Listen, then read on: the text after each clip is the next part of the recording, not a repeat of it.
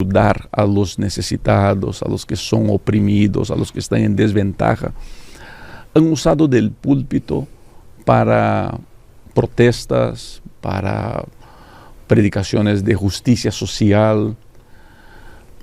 ¿Cómo ve usted eso? ¿Cómo ve la misión de los púlpitos en la iglesia? ¿Debería el adventista del séptimo día, el pastor, el laico que predica, estar hablando de protestas y justicia social y temas políticos desde los púlpitos, o los púlpitos deberían ser protegidos? ¿O cómo ve esa situación usted? Esta es una pregunta muy... es importante y desafiante al mismo tiempo, porque yo tengo una convicción. Dios estableció el púlpito con el propósito de que se proclame la verdad. Amén, amén. Y la verdad incluye sin duda alguna los problemas sociales que el mundo enfrenta, incluye las necesidades humanas. Cuando hablamos de la verdad tenemos que hablar también del problema del pecado. Claro. Porque la verdad en realidad es la que da respuesta al problema del pecado. La verdad no solamente expresada en la Biblia, escrita, pero la verdad hecha carne en Cristo, realmente aparece para dar respuesta al problema del pecado. El púlpito debe usarse especialmente para exaltar a Cristo, para exaltar la obra de Cristo. Y entre las obras más importantes de Cristo fue la atención a los más necesitados. Debiésemos, sin embargo, ser cuidadosos de no promover agendas políticas, de no promover agendas sociales desde el púlpito, porque podemos mover a la iglesia a que realice obra social.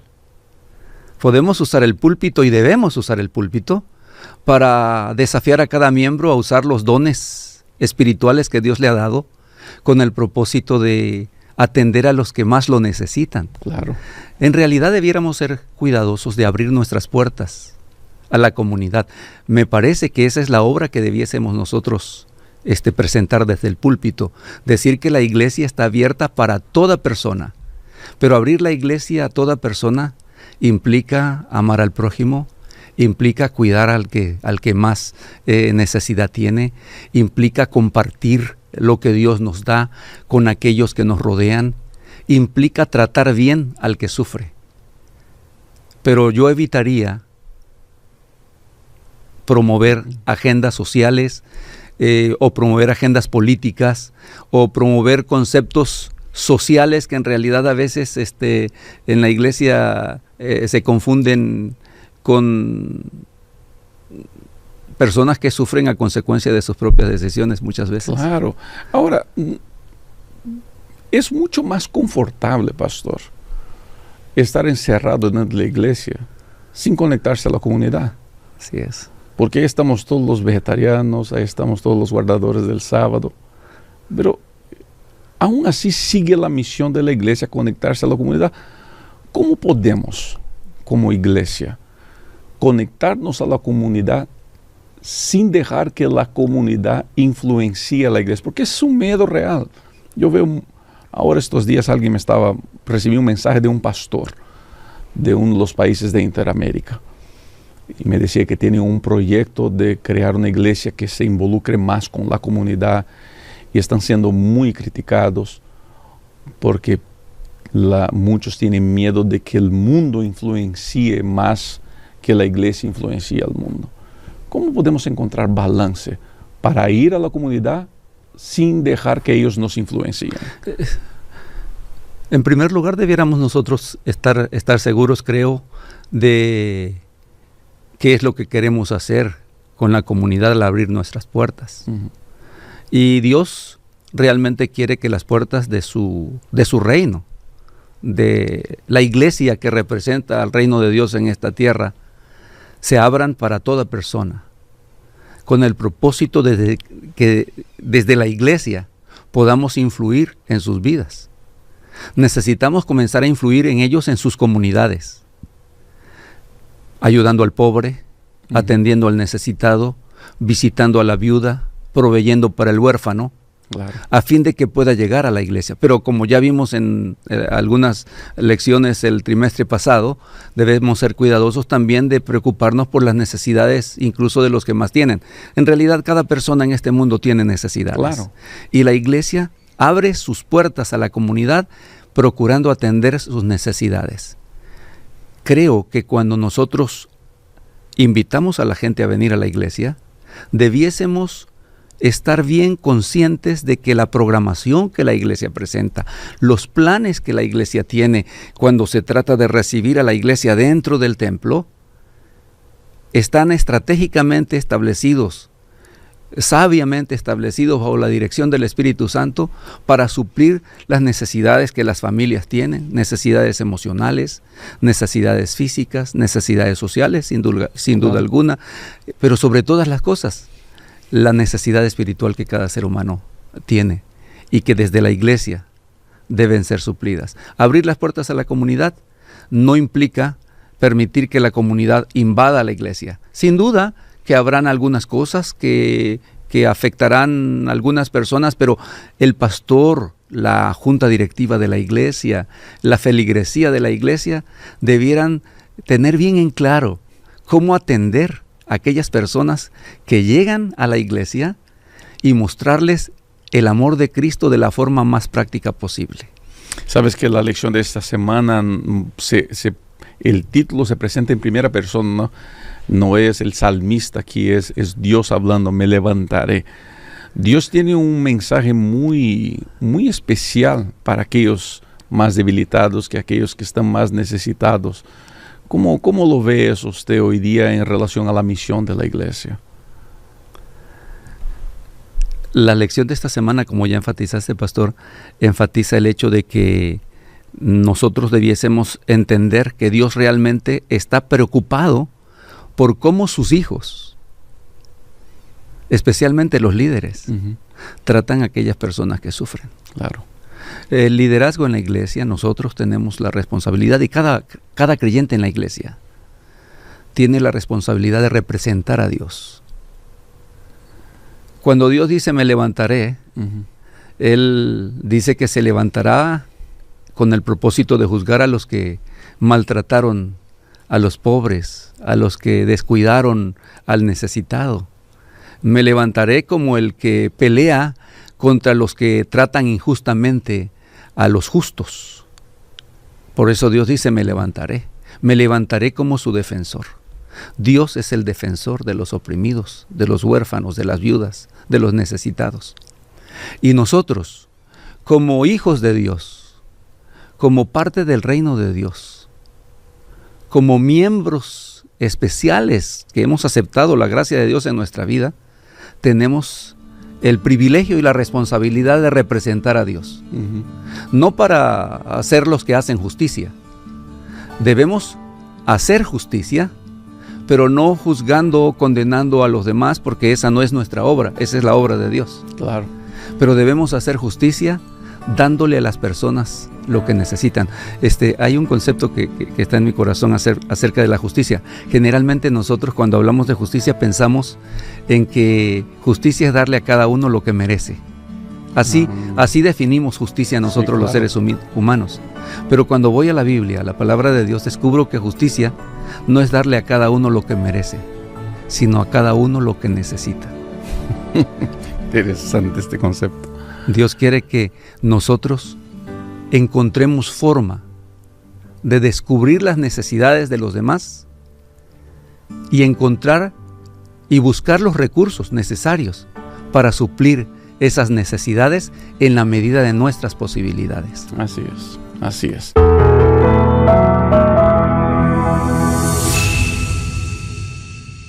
Pastor, ¿qué tal si comenzamos leyendo por lo menos 2 de las porciones de la Biblia? Usted, querido amigo, puede acompañar en pantalla esas lecturas.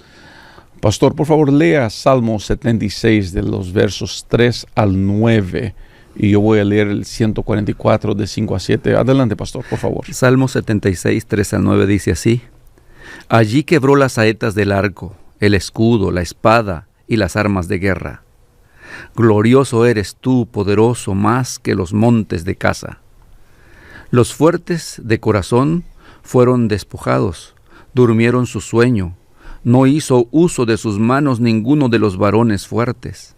A tu reprensión, Dios de Jacob, el carro y el caballo fueron entorpecidos. Temible eres tú. ¿Quién podrá estar en pie delante de ti cuando se encienda tu ira? Desde los cielos hiciste oír tu juicio.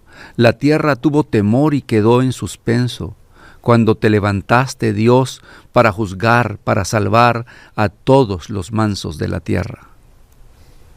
Salmo 144, los versos 5 a 7 dice: Abre tus cielos, Señor, y desciende, toca los montes y haz que echen humo.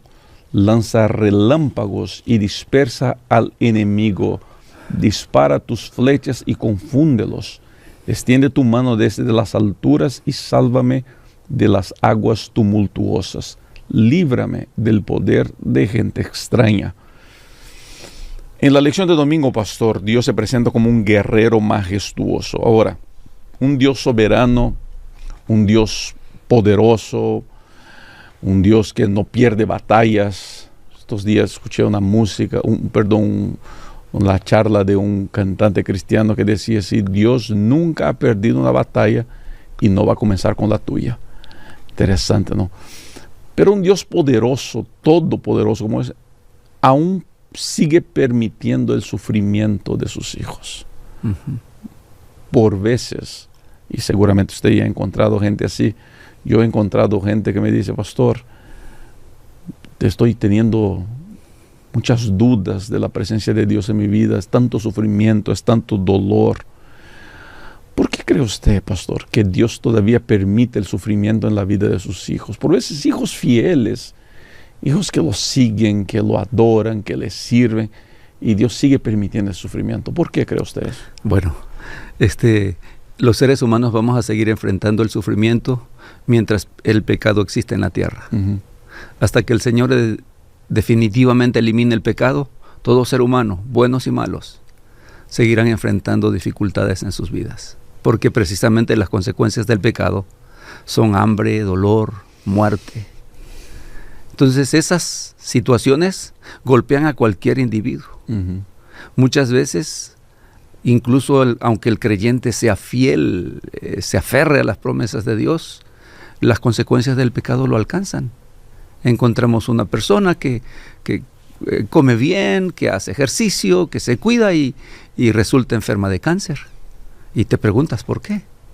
Si se ha cuidado tanto, si confía en Dios, si ama a Dios. Pero tenemos que recordar que estamos en medio del gran conflicto entre el bien y el mal, uh-huh, y que los dardos del mal alcanzan incluso a los fieles. Sin embargo, nosotros vamos a la palabra de Dios y dice que a los que aman a Dios, todas las cosas les ayudan a bien. Incluso el dolor se convierte en una bendición en la vida del creyente fiel. Porque el creyente fiel en medio del dolor recurre a Dios. Sigue dependiendo de Él como su fuente de fortaleza. Si no fuese porque Él nos sostiene, no soportaríamos muchas de las pruebas que enfrentamos en la vida. Claro. Si no fuese porque Él está a nuestro lado, no podríamos realmente salir adelante ante las situaciones difíciles. Seguramente has escuchado ese poema de aquel hombre que va caminando y camina durante los momentos más felices, camina junto al Señor y él está seguro que el Señor está a su lado, y entonces mira allí las huellas marcadas en la arena, y hay uh-huh, 2 pares de huellas que garantizan que el Señor está a su lado. Pero cuando está en sus momentos de dolor, descubre que hay solamente un par de huellas. Y pregunta, el autor del poema lanza la pregunta, dice que aquel hombre le dice al Señor: Señor, ¿por qué? ¿Por qué en mis momentos más difíciles solo hay un par de huellas? ¿Por qué no estás conmigo en esos momentos? Y la respuesta del Señor para él es: mira, en realidad las huellas que ves no son las tuyas, son las mías, porque te estoy llevando en mis brazos. Si no fuese porque el Señor nos sostiene en medio de las aflicciones, si no fuese porque los brazos eternos se extienden para sostener al ser humano que está afectado por las consecuencias del pecado, no podríamos soportar. Qué cosa, ¿no? ¿Sabes qué? ¿Será que existe otra cosa tan fuerte como el dolor que nos ayude a aprender a confiar en Dios? ¿Cree usted que los sufrimientos nos ayudan a aprender a confiar en Dios? Sería bueno que pudiésemos aprender a confiar en Dios sin pasar por los sufrimientos. Pero en realidad, los sufrimientos hacen que las personas dependan más de Dios. Es más difícil confiar en Dios cuando todo va bien. La realidad es que el ser humano cuando prospera, cuando tiene más, cuando las cosas están marcadas por éxitos constantes, tiende a olvidarse de Dios. Mira. Es nuestra tendencia. Nos pasa, miren, todos sufrimos en algún momento el síndrome de Nabucodonosor. Y pensamos, no, yo he logrado esto, yo he hecho aquello. Hasta que enfrentamos las circunstancias adversas y entonces nos acordamos de Dios. Y nos volvemos a Dios. En realidad, los sufrimientos nos hacen volvernos a Dios. Las necesidades nos hacen volvernos a Dios. Pero debiésemos aprender a confiar en Dios en los momentos de necesidad y aprender a caminar siempre con Él cuando todas las cosas van bien. Ahora, pastor, ¿qué diferencia hay? Y esa es una de las cosas que me llama mucho la atención en la vida ministerial. ¿Qué diferencia hay entre la confianza en Dios y la arrogancia? Porque mucha gente puede llegar. Estos días estaba mirando un documental de iglesias que viven del evangelio de la prosperidad. Para usted que no conoce, nunca escuchó el evangelio de la prosperidad, de manera muy sencilla, es el hecho de creer de que porque doy ofrendas, mientras mayor sea mi ofrenda, mayor será mi bendición. Y estaba mirando la historia de una señora que dejó de ir al médico, padecía de cáncer, dejó de ir al médico, dejó de seguir los tratamientos porque creyó de que con orar y dar ofrendas sería sanada. Y la hija estaba dando la entrevista diciendo, si mi mamá hubiera seguido los tratamientos médicos, puede que ella estuviera viva con buena condición de vida hoy día. Pero porque hizo todo eso a un lado, murió de manera temprana y no ha podido aprovechar la vida. Todo eso ella decía por confiar en ese Dios que se predica en esa iglesia. Obviamente nosotros no creemos en la teología de la prosperidad y no creemos que las cosas deberían ser así, pero hay mucha gente que llega a caer en esa tentación de pensar de que porque cree en Dios o porque guarda el sábado o porque come sano no necesita hacer otras cosas. Entonces, ¿cómo encontrar balance entre confianza en Dios y evitar esa arrogancia, esa irresponsabilidad? Okay. La arrogancia hace que los seres humanos evalúen su fe en base a sus logros personales. Ellos dicen, bueno, porque yo confío en Dios me va bien, porque yo confío en Dios todo funciona perfectamente, pero se olvidan que en realidad la confianza en Dios es caminar en humildad ante el Señor, caminar en humildad con Dios. Tú sabes lo que Miqueas 6:8 dice, ¿no? Oh, hombre, ya se te ha dicho qué es lo bueno y qué es lo que pide Jehová de ti, solamente hacer justicia, amar misericordia y caminar humildemente con tu Dios.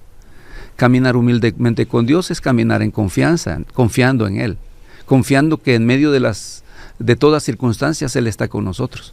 La arrogancia puede convertir a una persona en temeraria. Puede moverla a hacer cosas que están más allá de lo que realmente Dios promete. Dios promete protegernos, pero no nos dice que nos metamos en medio del peligro. Claro. Dios promete caminar con nosotros en el valle de la sombra de la muerte, pero no nos dice que nos metamos nosotros mismos al valle de la sombra y de la muerte. Él nos invita a confiar en Él en cualquier circunstancia, a depender de Él en cualquier circunstancia, a caminar en humildad con Él. Pero no, si Él es el que te conduce por un camino como ese, entonces puedes tener certeza de que Él te va a librar. Él te va a hacer salir adelante. Y la liberación no necesariamente va a ser que sea sanado de una enfermedad, porque puede ser que alguien sea sanado porque esa es la voluntad de Dios, que sane, Y puede ser que alguien muera no porque sea la voluntad de Dios que una persona muera, sino porque esa persona ha echado su suerte totalmente con Cristo. Ujú. Yo podría contarte incluso algunas experiencias personales. Mi hermano 10 años menor que yo, tuvo sus luchas en la vida cristiana, pero llegó el momento en el que su vida se aferró a Dios de una forma plena.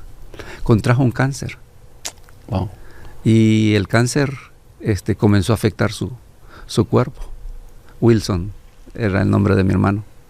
Y ese cáncer pues estaba afectando todo su cuerpo, sus huesos llegaron a estar afectados. Wow. Entonces la gente llegaba a visitarlo y con el propósito de animarlo a confiar en Dios, pero salían reanimados al conversar con él, porque él les decía así: yo sé, yo tenía mucha desconfianza en Dios antes de que pasara por estas circunstancias, pero ahora mi confianza está puesta en Dios y sé que no es mi sanidad física lo que más importa, sino mi salvación. Claro. Y honestamente, yo estoy listo para poner mi vida en las manos del Señor. Qué cosa. Si Él me sana, adelante, y si no, estoy listo para descansar. Y descansó. Descansó cuando apenas estaba llegando a los 40. No. Sí, descansó. Pero descansó confiado en el Señor, confiado en Dios. La arrogancia puede mover a una persona a hacer cosas como las que acabas de compartir, o a ese pastor que usando el texto de que el Señor librará a las personas cuando toquen serpientes venenosas, o que el veneno no les hará daño, toma una serpiente en su mano y en un momento dado lo muerde la serpiente, y entonces su fe queda avalada. No está avalada, porque muere. Lo mató. Ustedes pueden encontrarlo en internet, me imagino. Sí. Debemos ser cuidadosos de no caer en la arrogancia, pretendiendo hacer a Dios cumplir cosas que no ha prometido. Claro que sí. Pastor, Dios es bueno, pero nosotros tenemos, y ahí creo que la importancia de no solamente del estudio de la Biblia, de la oración, pero también del servicio, ¿no? Porque mientras uno más conoce de Dios, más estudia, más ora, más trabaja por Dios, uno más aprende de quién es Dios de verdad y sabe qué es lo que puede confiar, sabe mejor no solamente lo que puede confiar, pero sabe también lo que Dios espera de uno, porque Dios tiene expectativas del ser humano y espera que el ser humano haga su parte. Yo siempre le digo eso a mis hijas: no esperen que Dios haga lo que les toque a usted hacer, pero lo que usted no puede hacer, puede estar seguro que Dios lo va a hacer. Así es. En todos los milagros en la Biblia encontramos ese mismo patrón. Dios obra milagros, definitivamente. Él es el único que puede realmente obrar verdaderos milagros, que en realidad para Él no son milagros, es lo más común. Exacto. Pero para nosotros son milagros. Pero en cada milagro que nosotros encontramos registrado en la Biblia, encontramos que Dios le pide al ser humano que haga lo que le corresponde, lo que el ser humano puede hacer. Y Dios hace lo que el ser humano no puede hacer. Así es. Y hay mi versículo predilecto en la Biblia, está en Proverbios 3. Fíate de Jehová de todo tu corazón, y no te apoyes en tu propia prudencia. Reconócelo en todos tus caminos, y Él enderezará tus sendas. Para ser liberados de la arrogancia, del orgullo, de la pretensión, nosotros debemos aprender realmente a caminar con Dios a donde quiera que vamos, en todo lo que hacemos. Así es.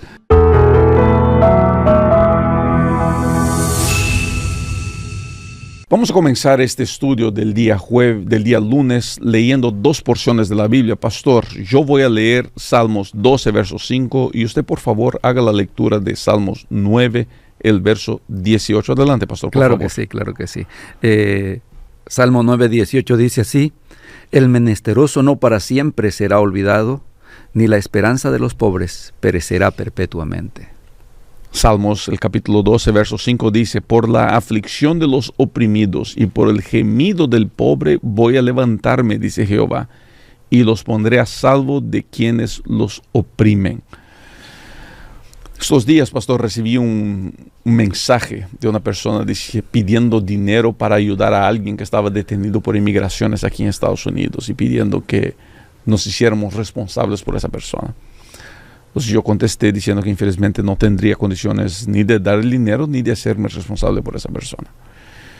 Y esa persona me mandó la foto después de un posteo que hizo en sus medios sociales diciendo que había perdido la fe en Dios y perdido la fe en las iglesias porque las iglesias no quieren ayudar. Uno por veces llega a correr el riesgo de pensar que la iglesia no hace mucho por los pobres y oprimidos. Usted me dijo que los vicepresidentes supervisionan algunos departamentos, ¿no? Y uno de los fuertes trabajos que muchas veces los miembros de la iglesia no conocen es el trabajo que la iglesia hace de asistencia y ayuda a personas necesitadas en varios lugares del mundo. ¿Nos pudiera hablar un poquito sobre el trabajo que la iglesia adventista hace de ayuda a personas en pobreza, en miseria, en crisis humanitarias alrededor del mundo? Claro que sí. Hay varias iniciativas que la Iglesia Mundial promueve, que la Iglesia tiene. Incluso hay algunas organizaciones que la Iglesia patrocina o sustenta de alguna forma y apoya, como ADRA, por ejemplo, que presta servicio a las comunidades más necesitadas en medio de desastres, en medio de huracanes, en medio de la guerra, apoyando a inmigrantes, a personas que tienen que dejar sus países movidos por la guerra. Sin embargo, ese tipo de atención de personas que llegan a los Estados Unidos, a veces las iglesias locales lo realizan, pero no está siendo promovido directamente por la Conferencia General. Como iglesia, nosotros tenemos iniciativas, por ejemplo, movidas por el Club de Conquistadores. Promovemos que los jóvenes y la iglesia toda en realidad se involucre prestando atención a los más necesitados. Tenemos algunos centros de atención a inmigrantes en algunas partes del mundo, incluso aquí en Estados Unidos, especialmente a los niños, centros de atención a los abusados. Son centros especiales donde se está prestando especial atención a esas personas, generalmente administrados por las divisiones, por los campos locales, por las uniones en algunos países. Ahora, usted mencionó algunas cosas que la iglesia hace alrededor, ¿no? Y la lección del día lunes habla mucho de cómo Dios tiene un amor especial por el vulnerable, ¿no? La Biblia está llena de leyes de protecciones al huérfano, a la viuda, al extranjero, mucha protección al pobre y hay algunas condenas, por así decirlo, fuertes de parte de Dios a los abusadores. Ahora, intentemos mirar a la iglesia local. ¿Cómo la iglesia local, qué la iglesia local pudiera hacer para ayudar a esa gente en necesidad, en dificultad, en opresión? Hay iglesias que ya están haciendo mucho localmente. Vamos a hablar, por ejemplo, durante el COVID. ¿Cuántos proyectos locales surgieron a resultado del COVID para atender a las personas necesitadas en ese momento? La iglesia debiese realmente estar preocupada por atender a su comunidad, por ayudar a los necesitados. Pero para ayudar al necesitado necesitas descubrir las necesidades. Necesitas abrir los ojos a las necesidades de las personas.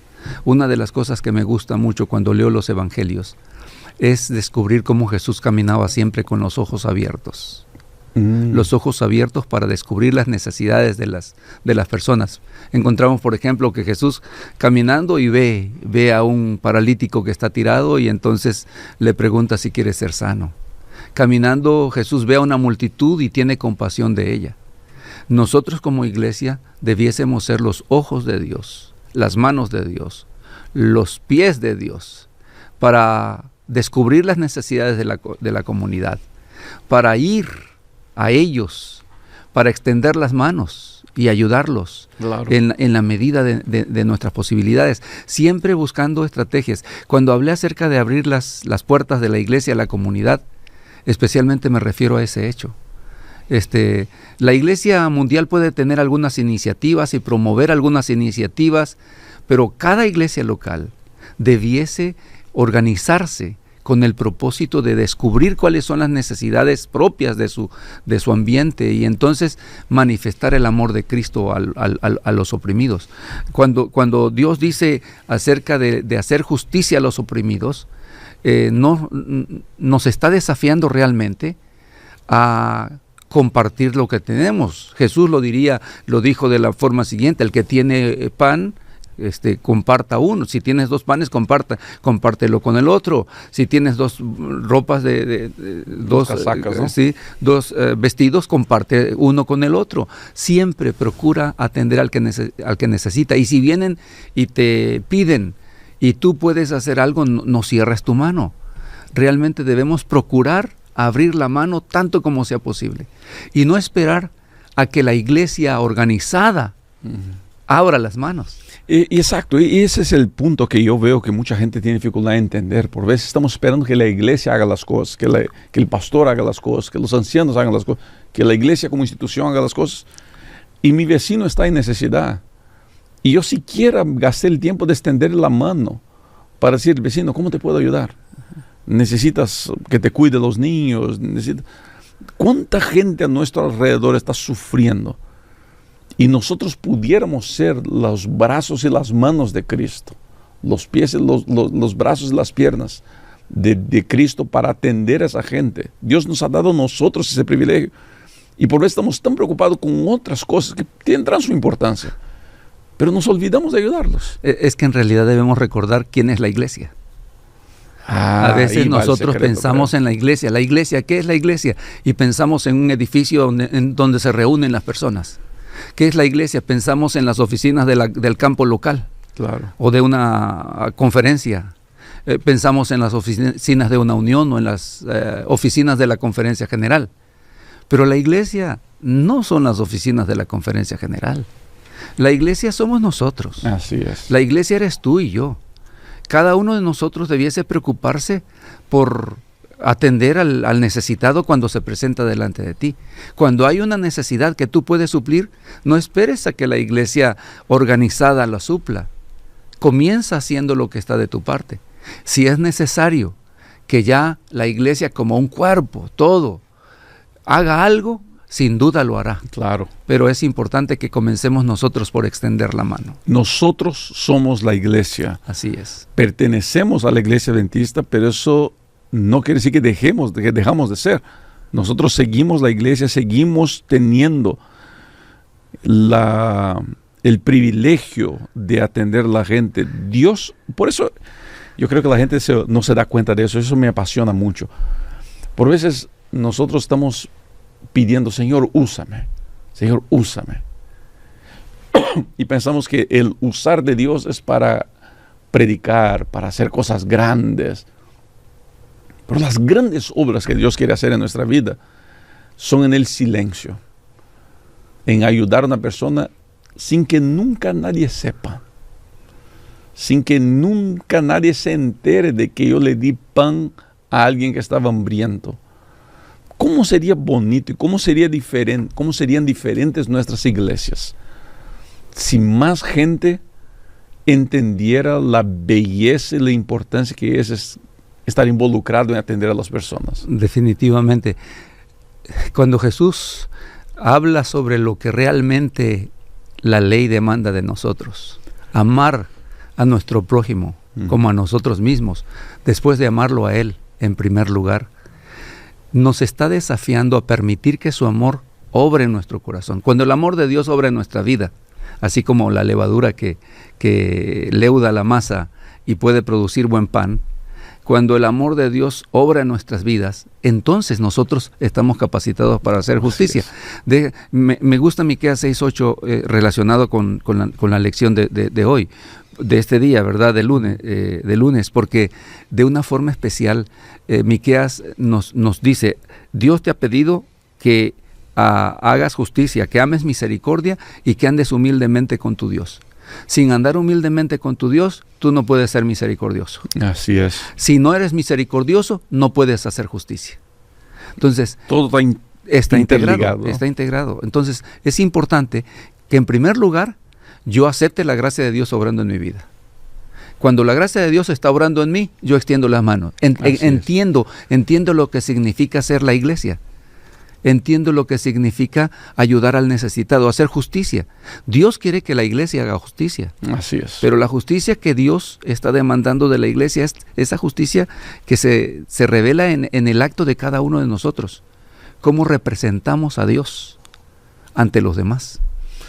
Y ojalá nuestra representación de Dios, deja decir eso otra vez, ojalá la gente pueda ver Dios en nuestras acciones.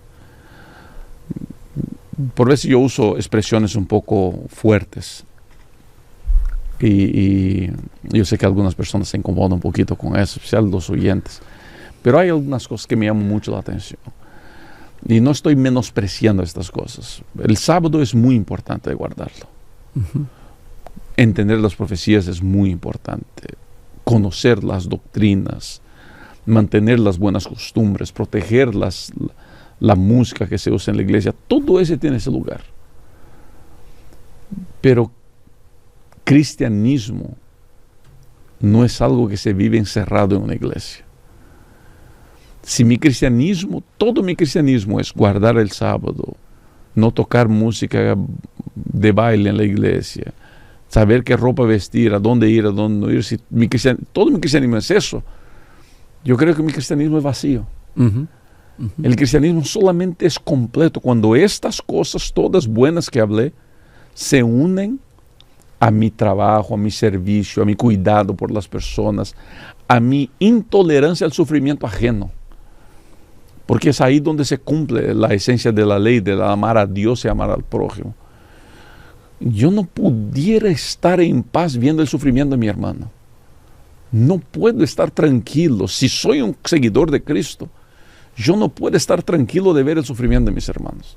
Yo tengo que estar incomodado y pensar qué es lo que yo puedo hacer para aliviarle la carga a mi hermano.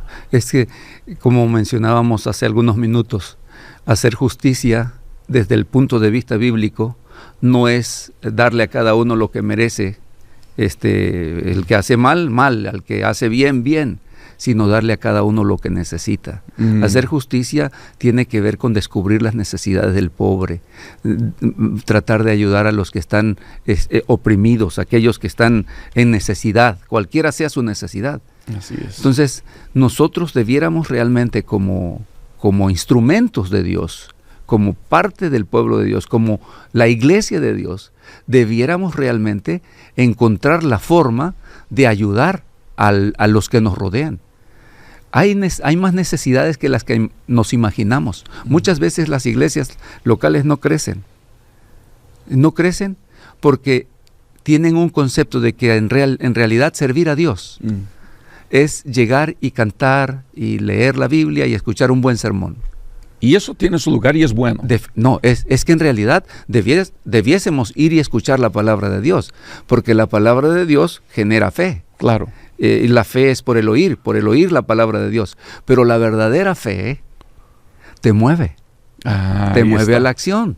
La verdadera fe mueve tus manos, mueve tus pies, mueve tu corazón en primer lugar para preocuparte por los más necesitados. Entonces, si fuiste y escuchaste el sermón, pero cuando llegas a la casa, en lugar de poner en práctica el buen sermón que escuchaste, criticas los errores del sermón, entonces ya no te hizo bien. Así mismo. Entonces, ¿cómo vas a preocuparte por el necesitado si ni siquiera estás aceptando el mensaje que Dios quiso darte al asistir a la iglesia?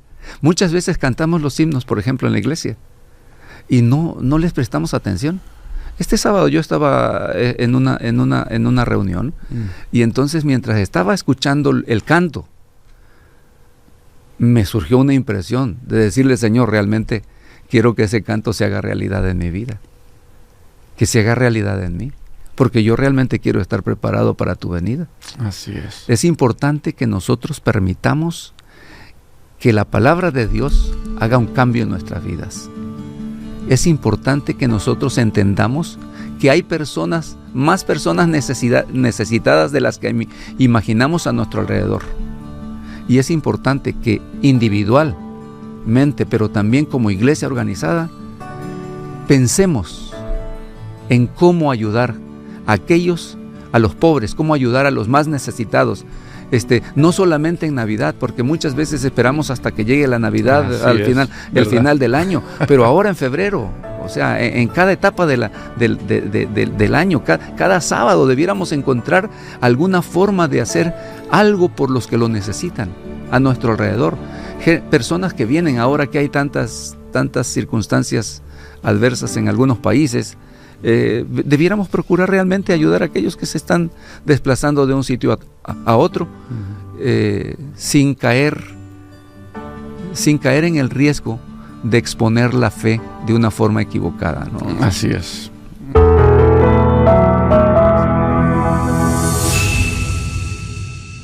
Pastor, entramos en la lección del día martes y uno de los puntos aquí, no voy a leer todo el Salmo, es el Salmo 82, es un salmo largo, pero vamos a hablar de los que tienen función de autoridad, de los que están en condición de autoridad, ¿no? Los que pueden hacer algo, los que lideran, sea en la ciudad, en la iglesia. Y todo el que tiene autoridad tiene una responsabilidad muy grande, ¿no? Con la mucha autoridad viene mucha responsabilidad. Y el salmista aquí en el Salmo 82 habla mucho del que puede hacer algo por el necesitado y no lo hace, o que se corrompe, o que hace de injusticia para con las personas. ¿Cómo el cristiano debería lidiar con las injusticias que son hechas sobre él de parte de los gobernantes o de parte mismo de aquellos del jefe? ¿Cuántas veces en las iglesias que fui pastor en Estados Unidos, un hermano me decía, pastor, es que mi jefe es racista, pastor, yo no sé qué hago, me saca de onda? ¿Cómo nosotros deberíamos lidiar con ese tipo de injusticias? Es una pregunta difícil.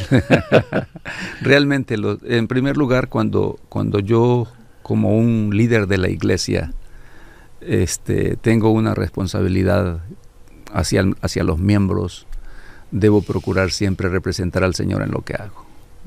O sea, Dios demanda que los líderes realmente practiquen la justicia. Traten a los hermanos con bondad, traten a los necesitados con bondad. Que realmente procuremos ayudar y usar nuestra fuerza hasta donde podamos. Hay cosas que nosotros no podemos hacer. Algunas veces los miembros piensan que porque alguien tiene una responsabilidad en la iglesia, ya puede disponer de dinero o de cosas, y no es así. Claro. Por ejemplo, si alguien viene y me pide a mí una ayuda financiera aquí en la conferencia general, lo único que puedo hacer quizá es recomendarlo con alguien, pero no tengo. Si puedo hacer algo, podré hacerlo desde mi bolsillo, desde mi iniciativa personal, pero no desde la iglesia, porque yo no tengo autoridad para tomar ese tipo de decisiones. Debiésemos nosotros como líderes siempre evitar ser injustos con las personas. Hay que prestarle atención adecuada a cada individuo en la iglesia. Uh-huh. Es importante respetar a los niños, a los jóvenes, a los hombres y mujeres de la iglesia, a los ancianos, porque eso implica hacer justicia. Hacer justicia no es solamente levantar la voz contra la esclavitud o contra... hacer justicia es no hacer que tú no hagas esclavo a nadie, uh-huh. Que no hagas esclava a tu esposa, que no maltrates a tus hijos, porque allí es donde comienza la justicia. La justicia que yo como líder hago comienza en mi casa. Así es. Comienza en mi casa y después de allí se extiende a la iglesia y después de allí se extiende a mi comunidad. Cómo yo actúo tiene un impacto en mi familia, tiene un impacto en la iglesia, tiene un impacto en la comunidad, porque Cuando la iglesia comprende su responsabilidad de representar a Dios, porque el punto finalmente de hacer justicia es representar a Dios, porque el que es realmente justo es Dios. Los seres humanos todos somos injustos. Claro. Todos somos injustos. No hay ninguno de nosotros que sea justo. Pablo dice, no hay justo ni aún uno. Ujú. Sin embargo, cuando comprendemos quién es Dios, cuando aceptamos el amor de Dios en nuestra vida, eso debe hacer un impacto, debe transformarnos. Y el salmista, ahí en el Salmo 82, nos invita realmente a ver que nosotros no somos dioses. El hecho de que tengas una posición no te hace superior a nadie más. Al contrario, te hace responsable. Exacto, porque, y ese es uno de los puntos que me llama mucho la atención, por veces algunos soñamos en tener autoridad y no nos damos cuenta de que ya la tenemos. Quizá no seamos el jefe en la compañía o en el trabajo, pero yo tengo algo de autoridad, ni que sea sobre una o dos personas. Usted mencionó, por ejemplo, la cuestión del hogar, ¿no? Yo hablo mucho a hijos de pastores y para mí es triste ver cuando un hijo de pastor no quiere saber nada de la iglesia. Eso a mí en lo personal me incomoda mucho.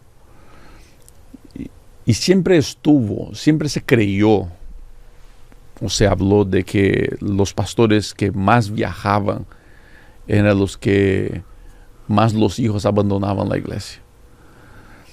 Pero mi experiencia de hablar con hijos de pastores me ha mostrado de que los hijos de pastores, la mayoría de los hijos de pastores que tienen cuestiones personales con la iglesia o que ya no creen en Dios o que no creen en la iglesia, van a la iglesia, son hijos de pastores que nunca viajaban.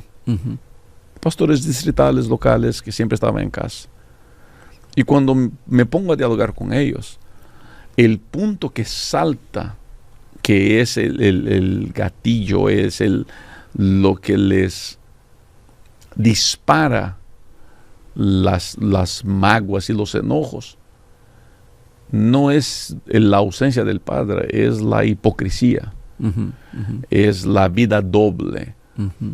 Que uno sea misericordioso en la iglesia, que trate bien a todas las damas de la iglesia, que trate bien a los hijos, a los niños de la iglesia, pero en casa trataba mal a la mamá, trataba mal a los hijos, era grosero. En la iglesia predicaba de perdón y de misericordia, pero en casa no había ni perdón ni misericordia.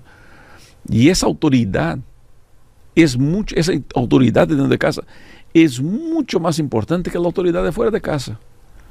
Y por veces ignoramos, estamos soñando con una posición de trabajo, con una posición grande en la vida, con ser, hablando ahora de pastores, ¿no? Con ser departamentales, con ser administradores. Y nos olvidamos de que nuestra primera y más importante responsabilidad son con esos pequeñitos que Dios nos ha dado, con la esposa. Y nos olvidamos de eso. No sé si ha tenido la misma impresión usted. Sí, definitivamente nosotros debemos prestar atención a la pregunta que está en la lección de escuela sabática hoy. ¿Hasta cuándo juzgarán injustamente? Nosotros necesitamos llegar al momento en el cual, y creo que este es el tiempo, en el cual nosotros acerquemos lo que decimos con lo que hacemos. Hablamos del amor, pero ¿realmente amamos? Mira. Hablamos de justicia, pero ¿estamos realmente siendo justos? ¿Estamos siendo justos con nuestra esposa, con nuestros hijos, con nuestros vecinos, con nuestros amigos, con nuestra comunidad? ¿Estamos realmente nosotros practicando la justicia? Hablar de justicia es fácil. Es muy fácil. Hablar de justicia es fácil, pero predicar es muy fácil. Sí, ¿no? Pero vivirla. Y vivir la justicia, realmente, si hay alguien que vivió la justicia, ese fue Cristo. Sí. Él hizo todo lo que estuvo a su alcance como un ser humano. Claro, Él era el Hijo de Dios y Él hizo una obra especial por los pobres, una obra especial por los necesitados. Pero no solamente encontramos a Jesús sanando al enfermo o dándole de comer al que no tiene pan. Encontramos a Jesús también recibiendo al rico, visitando al que era considerado un paria como Nicodemo. Trataba a todo el mundo de la misma manera, ¿no? Tratando a todo mundo, no solamente de la misma manera, sino dándole a cada uno lo que necesita, que es al final la justicia desde el concepto bíblico. Y es importante que nosotros practiquemos justicia. ¿Hasta cuándo? ¿Hasta cuándo vamos a seguir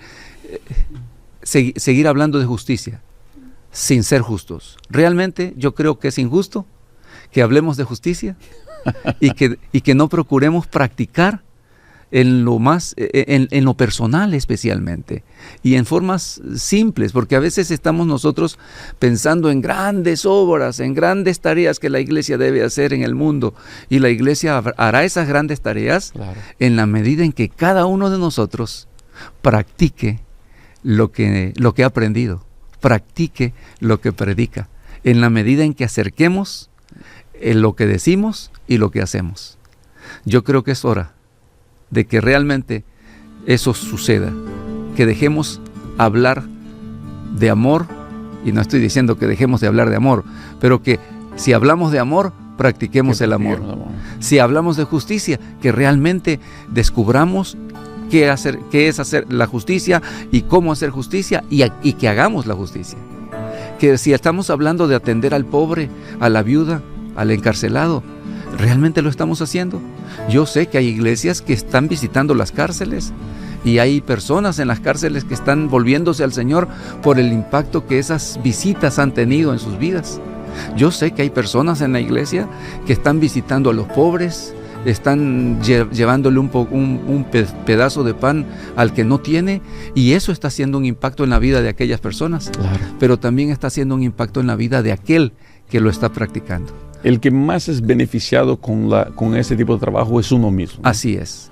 El que es justo es el más beneficiado, porque tiene la bendición de Dios en lo que hace. Así es.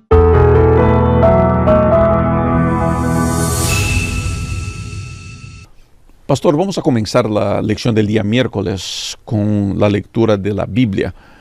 Usted, por favor, lea Salmo 58, los versos 6 a 8. Yo voy a leer el Salmo 69, del verso 22 al 28. Adelante, pastor, por favor. Salmo 58, 6 al 8 dice: Quiebra Dios sus dientes en sus bocas, quiebra Jehová las muelas de los leoncillos. Sean disipados como aguas que corren, cuando disparen sus saetas, que se rompan en pedazos. Pasen ellos como el caracol que se deshace, como el que nace muerto, no vean el sol. Antes que sus ollas sientan la llama de los espinos, así vivos, así airados, los arrebatará él con tempestad. Leyendo ahora Salmo 69, los versos 22 al 28 dice: Que se conviertan en trampas sus banquetes y su prosperidad en lazo. Que se les nublen los ojos para que no vean. Que se encorven sus espaldas para siempre. Descarga tu furia sobre ellos, que tu ardiente ira los alcance. Que su campamento quede desierto y que nadie habite en sus tiendas de campaña. Pues al que has afligido lo persiguen y se burlan del dolor del que has herido. Añade a sus pecados más pecados, no los hagas partícipes de su salvación, que sean borrados del libro de la vida y que no queden inscritos con los justos. Pastor, por veces al leer la Biblia nos asustamos con algunas cosas, ¿no? Mucha gente llega a creer que Dios no es un Dios vengativo, pero la venganza es bíblica. ¿Cómo podemos explicar a las personas la venganza de Dios o la venganza en la palabra? Okay. Estos salmos, como los que acabamos de leer ahora, son salmos que se conocen como salmos imprecatorios. Uh-huh. Son salmos de maldición. Okay. Y el salmista lo que está haciendo es expresar el gran descontento que siente al ver tanta injusticia. Okay. Él está expresando realmente que se siente muy mal de ver que haya tanta injusticia a su alrededor. y levanta su voz contra la injusticia. Pero al mismo tiempo sabe que si él juzga la injusticia como ser humano, entonces puede ser que juzgue la injusticia injustamente. Porque muchas veces tratando de hacer justicia, podemos caer en la injusticia, tomando en nuestras manos la venganza, dejando que nuestra ira explote. Ujú. Y entonces podemos caer en situaciones en las cuales terminamos realmente incluso alejándonos de Dios, porque intentamos hacer las cosas por nuestras propias fuerzas. Así es. Si logramos algo, nos lo acreditamos. El único que realmente puede hacer justicia plena es Dios. Por eso el salmista, aunque lo que está haciendo en esos salmos es decirle a Dios: Señor, interven tú, derrama tu ira sobre ellos. Es importante que tú intervengas, y exactamente lo que nosotros sabemos a la luz de la palabra de Dios es que al final Dios juzgará a cada uno, y a cada uno le dará de acuerdo a sus obras. Él conoce al justo y al injusto. Él sabe quién realmente ha atendido al pobre y quién no lo ha hecho. Ahora, Dios es un Dios de gracia, Sí. es un Dios de amor. ¿Cómo podemos balancear o equilibrar o poner en el mismo platillo, así por decirlo, un Dios de amor y un Dios de venganza? Okay. Nosotros tenemos que tener en cuenta que está la manifestación clara del amor. Dios es amor. La palabra de Dios claramente establece que Dios es amor. Algunos comprenden mal el amor de Dios y entonces dicen: bueno, si Dios es amor, entonces todo mundo va a ser salvo. Ok. ¿Sí? Pero Dios en su amor quiere que los que lo aceptamos, los que aceptamos su gracia, los que aceptamos su amor en nuestra vida, manifestemos el amor. Dios es amor, pero Dios es justo. Dios es misericordioso, pero Dios es justicia. Ambas cosas están en Él. A veces nosotros decimos son las dos caras de una misma moneda. Uh-huh. En su justicia, Dios juzgará a la tierra y la juzgará con justicia. Nadie que sea condenado finalmente va a poder decir: es que Dios está siendo injusto conmigo. Nadie que sea finalmente condenado va a decir: es que Dios realmente no me está tratando como no me dio las oportunidades. No me dio las oportunidades. En su amor, Dios le da oportunidad a cada ser humano. Me gusta mucho San Juan 3:16 por eso. Sí. Porque de tal manera amó Dios al mundo, que dio a su Hijo unigénito, para que todo aquel que en Él cree no se pierda, mas tenga vida eterna. Sí, Dios amó, Dios dio, Dios hizo todo por nosotros, para que su justicia llegue a estar en nuestra vida. Uno tiene que recordarse, y eso para mí es un punto clave en esta lección, de que la venganza de Dios es siempre para la restauración. Así es. Venganza no quiere decir castigo. Por eso Dios dice: la venganza es mía. Así es. Porque cuando el ser humano quiere vengarse, el ser humano lo que quiere es hacerle daño al otro, para que el otro sufra lo que yo creo que sufrí. Y digamos que aunque esto parezca un concepto de justicia, el ser humano nunca está satisfecho con que el otro sufra lo mismo que uno sufrió. No, el ser humano quiere que el otro sufra más. Sí. Y la venganza del ser humano acaba que uno le quitó un diente y yo quiero quitarle dos. Y al fin la venganza del ser humano nos va a hacer todos desdentados. Todo el mundo va a estar sin dientes porque nunca va a estar satisfecho. La venganza de Dios es diferente. La venganza de Dios es restaurar a esa persona. La venganza de Dios es hacer con que el que robaba no robe más. Y es mostrar al que robó, convencerlo de su pecado, convencerlo de su debilidad, y mostrarle su necesidad de estar en Dios.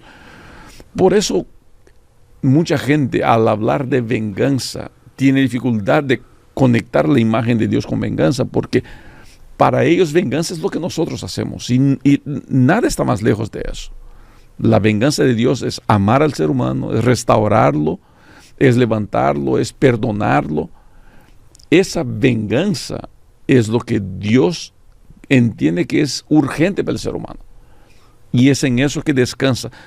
mi fe en Dios. Dios se va a levantar para proteger al justo y su venganza va a estar sobre todos aquellos que fuimos impíos. Pero esa venganza siempre será no para nuestra destrucción, y sí siempre será para nuestra restauración. Y si yo acepto, yo seré salvo. Y si yo no acepto, pues yo entonces lidiaré con las consecuencias de eso. Dios dice, yo no quiero la muerte del impío. Exacto. Lo que quiero es que el impío se aparte de sus caminos.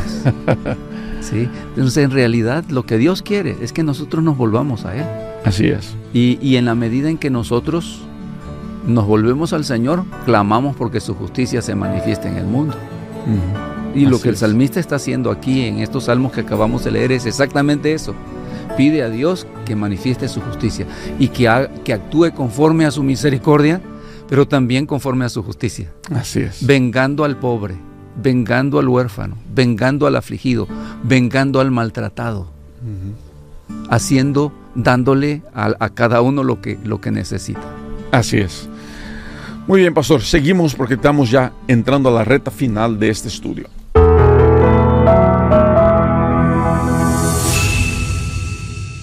Pastor, estamos llegando a la lección del día jueves y vamos a leer los textos bíblicos que se presentan aquí al comienzo, porque esta lección nos va a ayudar a contestar una de las preguntas más difíciles que me ha parecido que la gente tiene en estos días. ¿Por qué no lee usted Salmo 96, los versos 6 al 10, y yo voy a leer Salmo 99 del 1 al 4?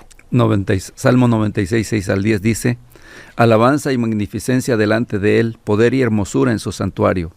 Tributad a Jehová, familias de los pueblos, dad a Jehová la gloria y el poder. Dad a Jehová la honra debida a su nombre, traed ofrenda y venid a sus atrios. Adorad a Jehová en la hermosura de la santidad, temed delante de Él toda la tierra. Decid entre las naciones, Jehová reina. También afirmó el mundo, no será conmovido, juzgará a los pueblos con justicia. El Señor es rey, que tiemblen las naciones. Él tiene su trono entre los querubines, que se estremezca la tierra. Grande es el Señor en Sión, excelso sobre todos los pueblos. Sea alabado su nombre grandioso e imponente, que Él es santo.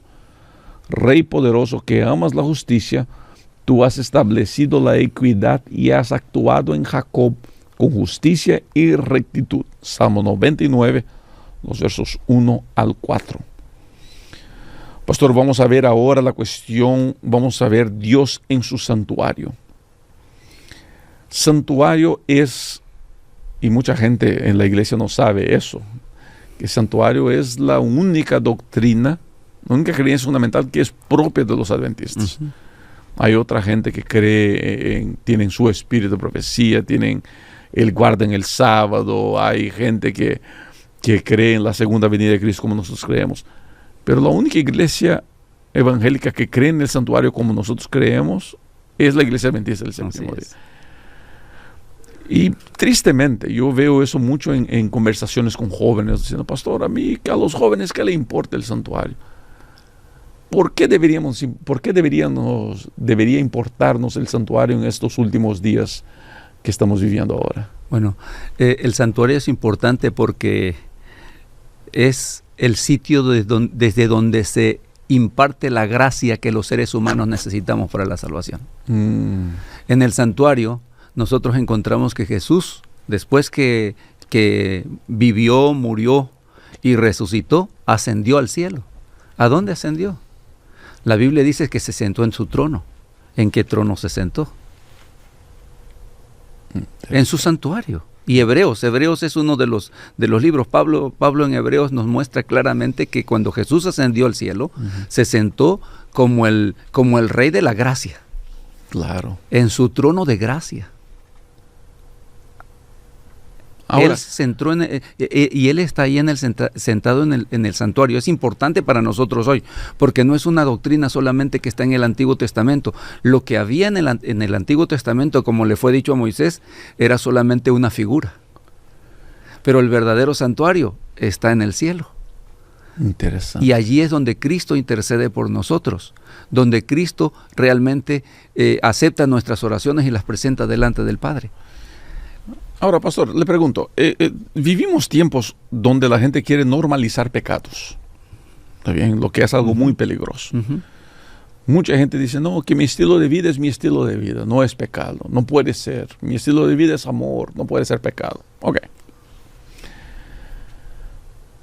La verdad es que la Biblia es muy clara, la Biblia no cambia, los principios bíblicos no cambian.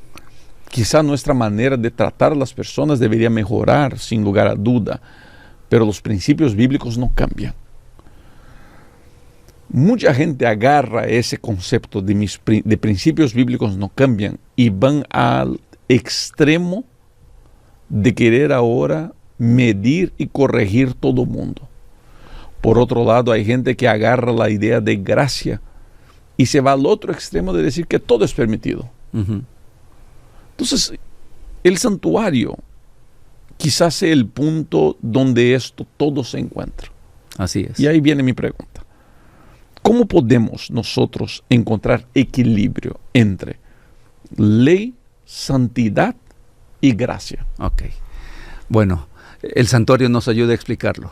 En primer lugar, nosotros tenemos que recordar qué es pecado. ¿Cómo define la Biblia el pecado? El pecado no es lo que yo defino como pecado, es lo que ya la Biblia define como pecado. Dios ha definido el pecado. Y el pecado es transgresión de la ley. Transgresión de la ley de Dios. Pero la ley de Dios, que está en el centro del gobierno de Dios, es la constitución del gobierno de Dios. Claro. La ley de Dios es la constitución del gobierno de Dios, representado en la tierra por el santuario terrenal que Dios inspiró a Moisés a preparar. Y justo en el lugar santísimo estaba la ley de Dios, pero también estaba, ¿verdad?, el propiciatorio, que hablaba de la misericordia. Digamos, es el trono de la gracia de Dios ahora, donde Cristo está sentado como nuestro intercesor. Claro. El pecador merece la muerte porque la paga del pecado es muerte, dice Romanos 6:23. Pero como el pecador no puede justificarse a sí mismo, Dios hizo provisión para que el pecador pueda encontrar salvación. Y lo que Dios hizo fue hacerse uno de nosotros. Interesante. Dios proveyó al Cordero. Cuando un judío en el Antiguo Testamento pecaba y era consciente de su pecado, lo que hacía era tomar un corderito y traerlo y ofrecerlo en el santuario. Y entonces sacrificaba él mismo el cordero y la sangre se derramaba, y entonces esa sangre estaba siendo derramada en lugar del pecador, porque el que merecía morir era el pecador, no el cordero. Pero el cordero era sacrificado en lugar del pecador, porque la justicia tenía que cumplirse. La justicia tenía que cumplirse. Alguien debía morir porque la paga del pecado es muerte. La justicia demanda la muerte del pecador. Pero Dios, y es allí donde se manifiesta la gracia. En el Cordero se manifiesta la gracia. Cristo es el Cordero. Jesús es aquel a quien Juan dice, este es el Cordero, he aquí el Cordero de Dios que quita el pecado del mundo. Cuando Cristo muere, lleva sobre sí nuestros pecados. Isaías 53 dice que el herido fue por nuestras rebeliones, molido por nuestros pecados, el castigo de nuestra paz fue sobre él y por su llaga fuimos nosotros curados. Claro. Entonces, Cristo realmente murió por nosotros, pero antes de morir vivió por nosotros, porque todos los seres humanos fracasaron. Todos los seres humanos, desde Adán hasta hoy, todos los seres humanos son injustos. Adán fracasó, Noé fracasó, Abraham fracasó, Moisés fracasó, David fracasó, todos fracasaron, pero Cristo triunfó donde todos fracasaron. Y Cristo es el Cordero, sin mancha, sin contaminación, no cometió ningún pecado. Y Él es nuestro Cordero, pero Él es también nuestro sumo sacerdote. Y en el santuario terrenal, celestial, Él intercede por nosotros. Cuando yo cometo un pecado hoy, yo puedo, si quiero, pagar mi pecado. El que no confiesa su pecado va a tener que pagar su pecado. La paga del pecado es muerte. Pero como nosotros confesamos nuestros pecados a Dios y creemos y confesamos nuestros pecados son aceptados por Cristo y Cristo llega a ser nuestra justicia. La justicia de Cristo es puesta a nuestro favor. Yo veo que en el santuario representado en el Antiguo Testamento, pero en el santuario celestial, el verdadero santuario, allí se unen la justicia, la gracia y la misericordia están juntas. La ley de Dios está allí. La justicia demanda la muerte, pero Cristo ya murió. Interesante. Por eso es importante que aceptemos nosotros el sacrificio de Cristo. No podemos nosotros decir que acepto a Cristo y seguir pecando de forma desmedida o caer como un esclavo del pecado. Somos esclavos que hemos sido hechos libres por la gracia de Cristo.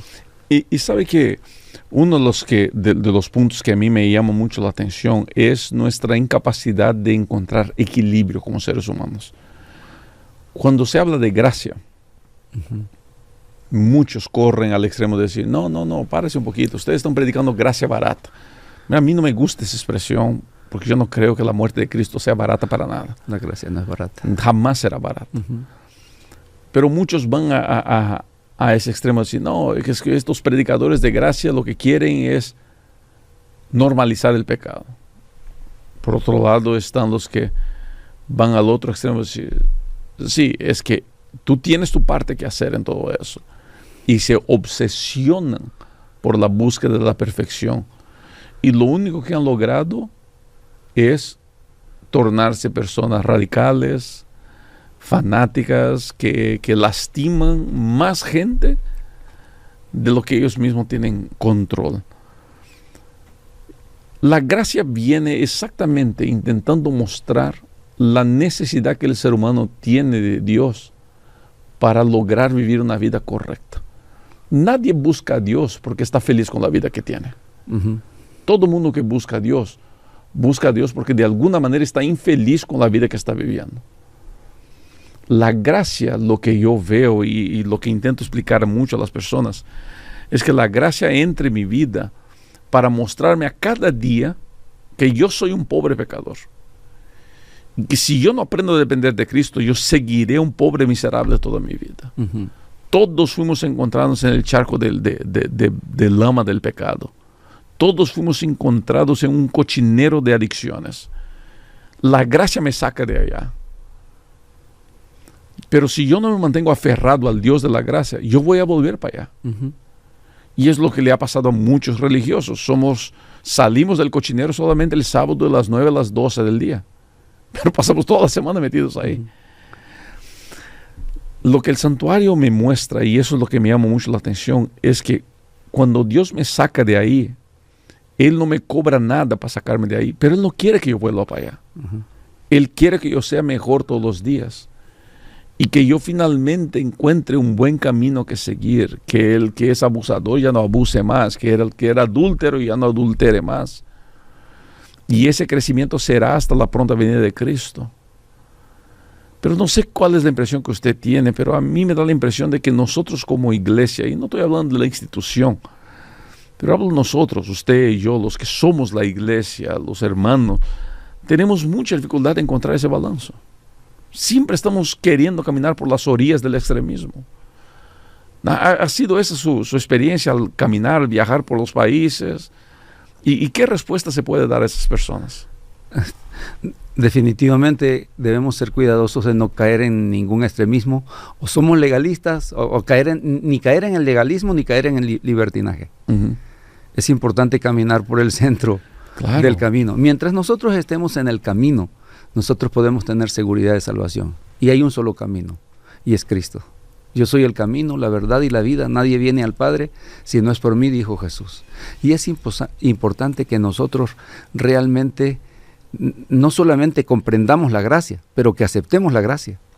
Que entendamos que Cristo no solamente murió por mí, porque muchas veces solamente enfatizamos la muerte de Cristo en nuestro favor. Claro. Pero Cristo nació por mí. Cristo vivió por mí. Cristo murió por mí. Y ascendió al cielo. ¿Resucitó por mí? Sí, resucitó por mí, ascendió al cielo. Ascendió al cielo y ahora en el cielo intercede por mí. Allí está en el santuario, intercediendo por mí. Pero intercede por mí no para que yo siga en pecado, porque antes de ascender al cielo Jesús les dijo a sus discípulos, les conviene que yo me vaya, pero cuando yo me vaya les voy a enviar al Espíritu Santo. Y allí entra, que es también parte de la gracia de Dios, porque muchas veces hablamos de la gracia de Dios y hablamos solo del sacrificio de Cristo, pero la gracia es un paquete completo, la salvación es un paquete completo, que incluye no solo la obediencia y la muerte y el sacrificio de Cristo y su intercesión por nosotros, pero también incluye la obra del Espíritu Santo. Mientras Cristo intercede por mí en el cielo, el Espíritu Santo intercede por Cristo en mi corazón. Ahí está. Mientras Cristo está obrando en el cielo en mi favor, el Espíritu Santo obra en favor de Dios en mi corazón. Ahí está. Y me transforma, porque el propósito de Dios es restaurarnos a la relación original que teníamos con Él. Así es.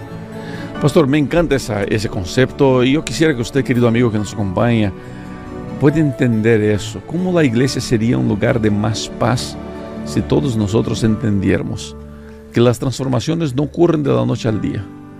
El árbol no da fruto en una noche, pero dará fruto. Eventualmente dará fruto. Y si tenemos a Cristo, tenemos todo para seguir dando fruto y avanzando.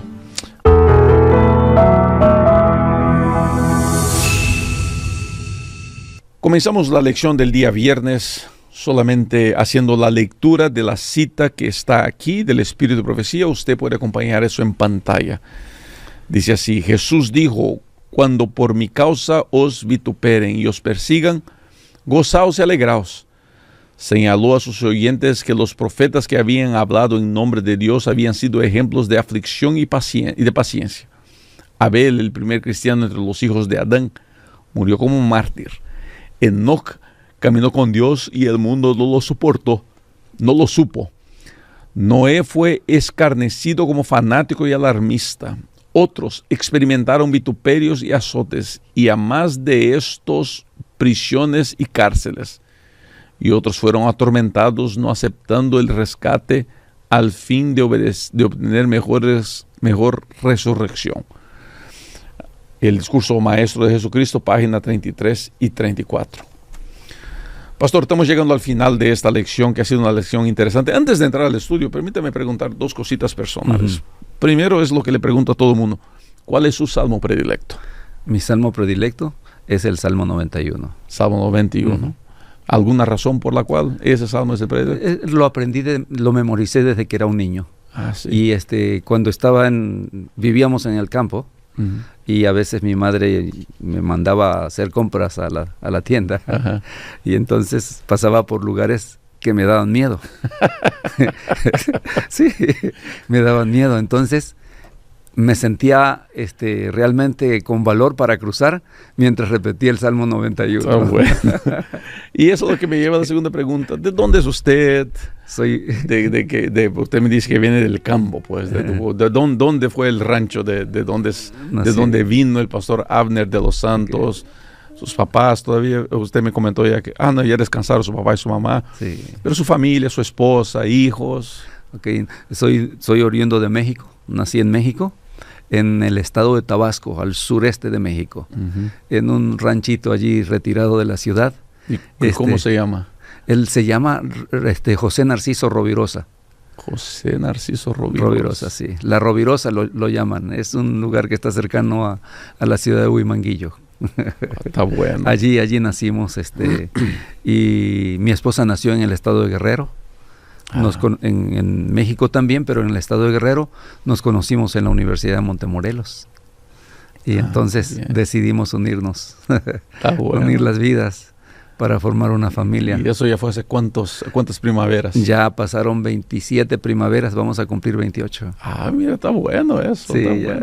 ¿Y cuántos hijos? Perdón, 38, 37, vamos a cumplir 38 primaveras, no 27. Mejor lo vamos a editar, pastor, porque usted no se ponga en problemas con la jefa. Mira, ya pasamos 38 años, dije 28. Sí, me pareció, porque yo voy a recién completar 25 años de matrimonio. Sí. Está joven el pastor, qué bueno. No, 38 años casados, gracias a Dios, casi, sí. ¿Y cuántos hijos tienen Tenemos un hijo y una hija, y 4 nietecitos. 3 nietecitas y un niño. Pues ya está abuelo ya, entonces. Ya somos abuelos, sí, bueno. Sí, así es. Ya. Qué bueno, pastor, qué bueno.